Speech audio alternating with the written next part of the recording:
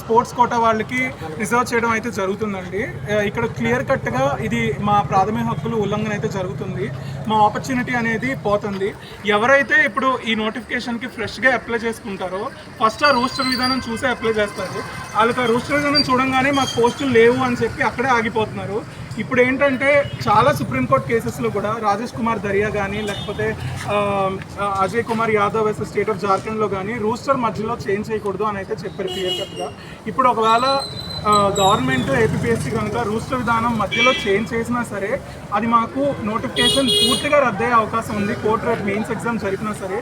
So ఏ విధంగా చూసుకున్నా సరే మాకు అన్యాయం అయితే జరుగుతుంది. ముందుగా వెనక్గా ఉన్నట్టు పరిస్థితులు ఉన్నాయి. 23న ఎగ్జామ్ పెట్టుకొని రోడ్లు ఎక్కాల్సిన పరిస్థితి ఉంది మాకు. ఏపీఎస్సీ నోటిఫికేషన్ రావడానికి రోడ్లు ఎక్కాల్సి వస్తుంది. నోటిఫికేషన్ సరిగ్గా కండక్ట్ చేయమని కూడా మేము రోడ్లకు ఎక్కాల్సి వస్తుంది. ఇది చాలా ఆస్పిరెంట్స్ పట్ల నిజంగా మేమైతే ఒక దురదృష్టకరమైన పరిణామం అని మేము చెప్పుకుంటున్నాము.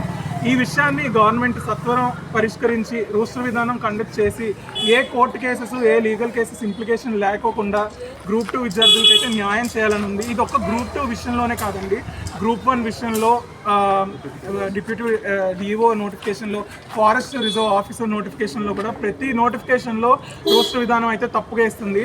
నిజంగా ఒక రాజ్యాంగబద్ధ సంస్థ ఏపీఎస్సీ అనేది ఒక కాన్స్టిట్యూషనల్ బాడీ అయ్యండి ఇలాంటి నిర్లక్ష్యం వ్యవహార ధోరణి అనేది నిజంగా అసలు చాలా భరించలేంది. ఆస్పిరెంట్స్ చాలా నష్టపోతున్నారు. ఏళ్ల తరబడి ఒక్కొక్కళ్ళు 5 ఏళ్ళు వేసి 10 ఏళ్ళు వేసి ఈ నోటిఫికేషన్స్లో కూర్చున్నామండి. అలాంటిది అయినా సరే రిక్రూట్మెంట్ ప్రాసెస్లో మాకు న్యాయం అనేది జరగట్లేదు. మళ్ళీ ఇప్పుడు 5 ఏళ్ల తర్వాత వచ్చింది నోటిఫికేషను, మళ్ళీ 2 ఏళ్ళ తర్వాత మెయిన్స్ రాస్తున్నాము. 7 ఏళ్ళు అయింది. పూర్తిగా రిజల్ట్ వచ్చి మాకు ఉద్యోగం చేతిలోకి వచ్చేసరికి ఎన్నేళ్ళు పడుతుంది. ఇంత అన్యాయం అయితే మేము భరించలేకపోతున్నాం. ఆస్పిరెంట్స్ అయితే దయచేసి మా గ్రూప్ 2 ఆస్పిరెంట్స్కి న్యాయం చేయాలి. మేము గవర్నమెంట్కి విజ్ఞప్తి చేసుకుంటున్నాం.